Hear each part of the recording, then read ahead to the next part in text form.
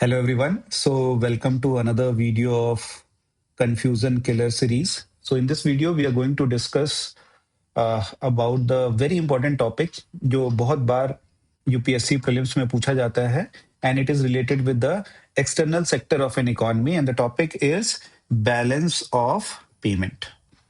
Alright so बहुत frequently आज topic है यूपीएससी प्रीलिम्स में and it is also one of the most misunderstood topic among the UPSC aspirant so इस video में let us kill all the confusion related with balance of payment so let us start पहली बार definitions देख लेते हैं meaning क्या होता है so if you see the definition it says that balance of payment is a systematic record of all economic and financial transaction between a resident of a country and rest of the world during a given time period ठीक है so it is a systematic record of all economic and financial transactions between resident of a country and the rest of the world during a given time period alright तो बहुत simple words में बोला तो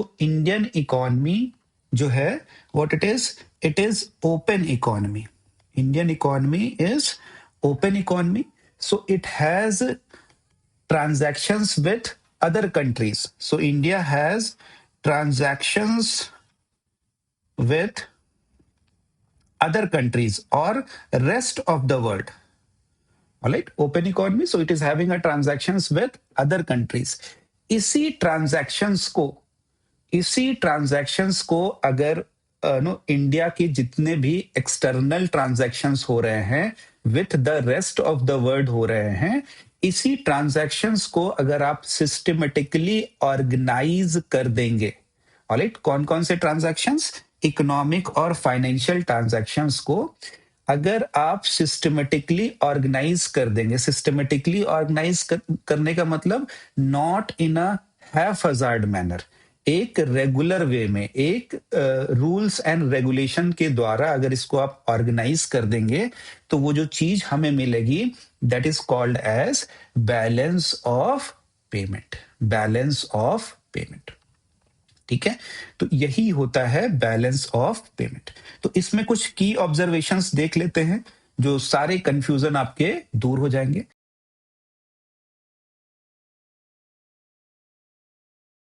तो पहली चीज balance of payment is a systematic record तो ये एक सिस्टमेटिक रिकॉर्ड है हैफहजार्ड मैनर में नहीं बन रहा तो इसके रूल्स के हिसाब से आपको सारी चीजें वहां पे करनी होती हैं वो रूल्स कौन देता है आईएमएफ जो प्रेजेंट मैनुअल है बीओपी का that is 6th edition of IMF ठीक है तो it is a systematic record IMF rules and regulation बनाता है जिसको सभी कंट्रीज अडॉप्ट करती हैं and on that basis they come out with BOP numbers India में बीओपी नंबर्स कौन निकालता है तो Reserve Bank of India Reserve Bank of India rules and regulations कौन बनाता है उससे रिलेटेड आईएमएफ ठीक है तो it is a systematic record जो भी ट्रांजैक्शंस हम अकाउंट फॉर कर रहे हैं उसको सिस्टमेटिकली हम कर रहे हैं ठीक है that is the first thing second thing is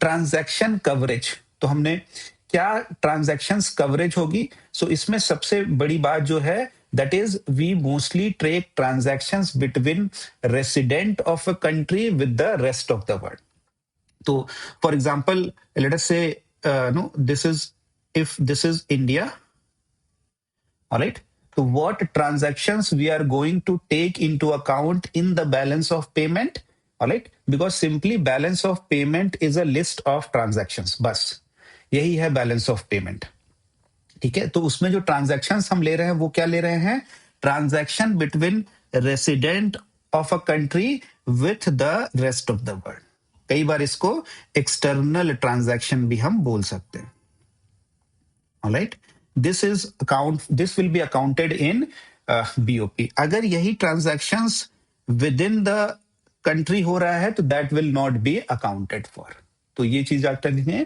transaction coverage third is entities performing the transaction, किस किस entity का transaction we will take into consideration in the balance of payment. All right.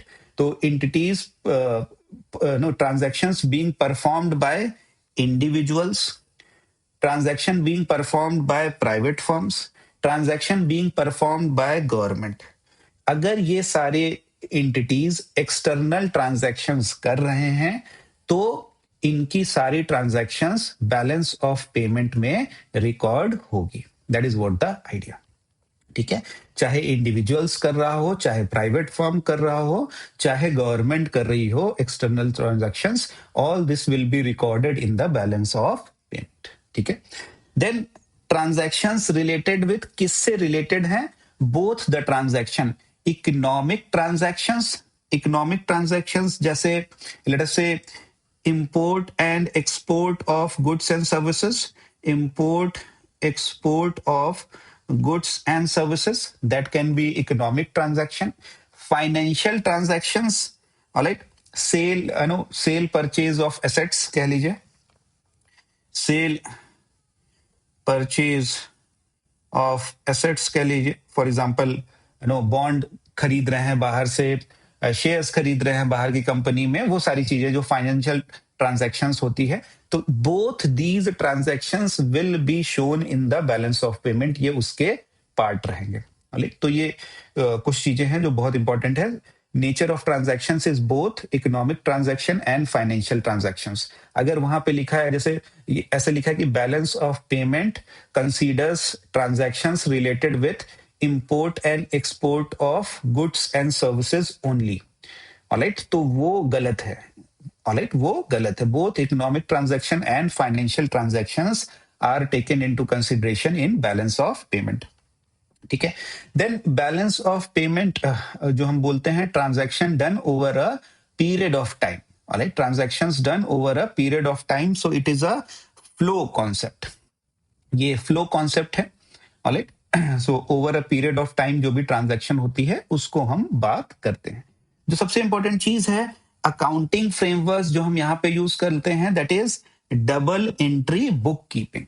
Alright, double entry bookkeeping system is used as a accounting framework in case of balance of payment. So जो same transaction हो रहा है, तो that will be, in some account it will be transacted at debit and in some account it will be transacted as credit. Alright, तो एक जो transaction है उसकी दो एंट्री होती है, एक प्लस में एक माइनस में. That is what the idea of double entry book keeping system. यहाँ पे प्लस और क्रेडिट में आप क्या रखते हो? All the inflows. ऑलराइट, तो इंडिया के केस में, जैसे अगर बेसिक्स में समझना है, इंडिया के केस में any transaction which is leading to inflow of dollars, कोई भी ऐसा transaction, that will be credit transaction. That will be credit transaction. जैसे फॉर एग्जाम्पल मान लीजिए आप एक्सपोर्ट करते हैं, तो आप एक्सपोर्ट करते हैं तो गुड्स एंड सर्विसेज बाहर जाती है, उससे रिलेटेड जो डॉलर्स हैं वो टूवर्ड्स इंडिया आ रहा है. तो any transaction which is leading to movement of dollars towards India, वो क्रेडिट ट्रांजैक्शन होंगे, वो क्रेडिट ट्रांजैक्शन होंगे.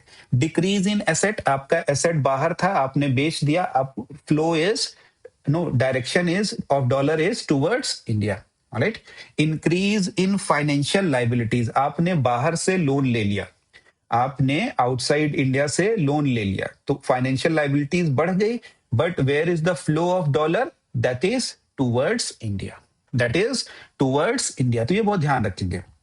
तो credit transaction and debit transactions. Debit transaction में वो सारे ट्रांजैक्शंस जिसमें डॉलर का मूवमेंट और मनी का movement is towards the rest of the world, that is from outside India. Alright, जैसे आप इंपोर्ट कर रहे हो, dollar is moving outside India.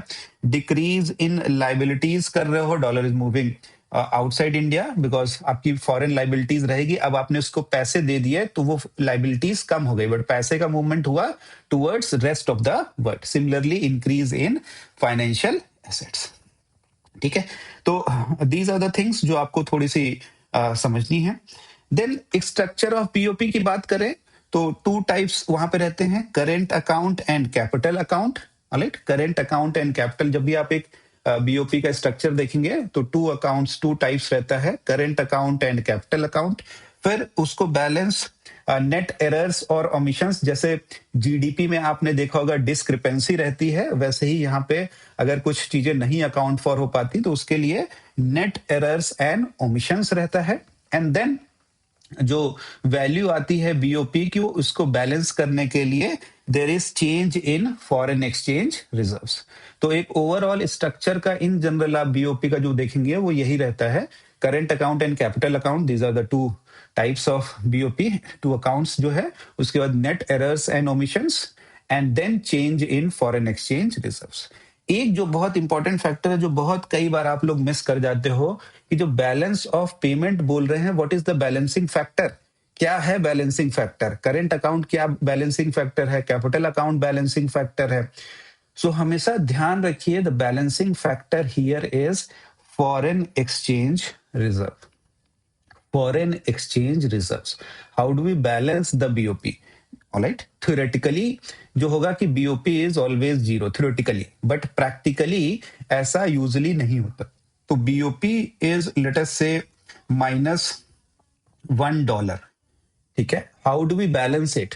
तो यहां से फॉरेन एक्सचेंज रिजर्व से आपको $1 लेना होगा और यहां डालना होगा, that is change in foreign exchange reserve. यहाँ पे चेंज क्या हुआ?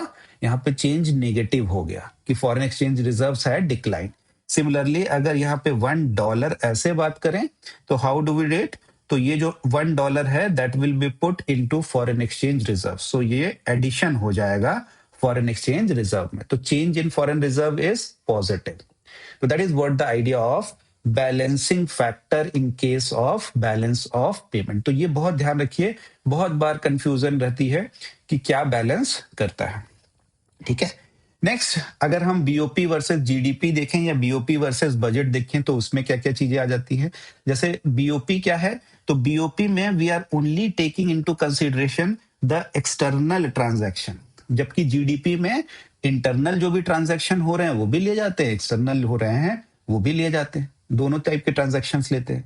नेक्स्ट अगेन जो डिफरेंस है दैट इज व्हाट कि it includes remittances, cell purchase of stock bonds, ये सारी चीजें इंक्लूड होती हैं जब हम बात कर रहे हैं बैलेंस ऑफ पेमेंट में।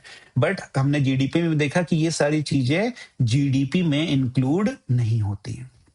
तो इंटर रिलेटेड जो क्वेश्चंस आते हैं यूजली यू कैन नो, वहां पे ये ऐसे चीजें पूछी जा सकती है। सिमिलरली जब हम बीओपी वर्सेस बजट की बात करते हैं कि इसमें क्या है, तो बीओपी में क्या है कि all the transactions specially the external transactions between resident and non resident, और ये जो रेसिडेंट है ये कौन हो सकता है? ये गवर्नमेंट भी हो सकती है, ये इंडिविजुअल भी हो सकता है और ये प्राइवेट फर्म भी हो सकती है।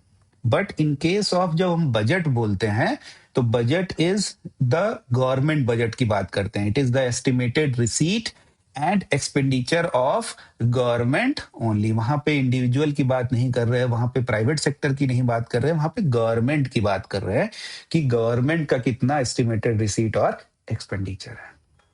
राइट, सो आई होप कि थोड़ी चीजें आपको क्लियर होंगी बैलेंस ऑफ पेमेंट में। I will see you in the another video. Thank you everyone.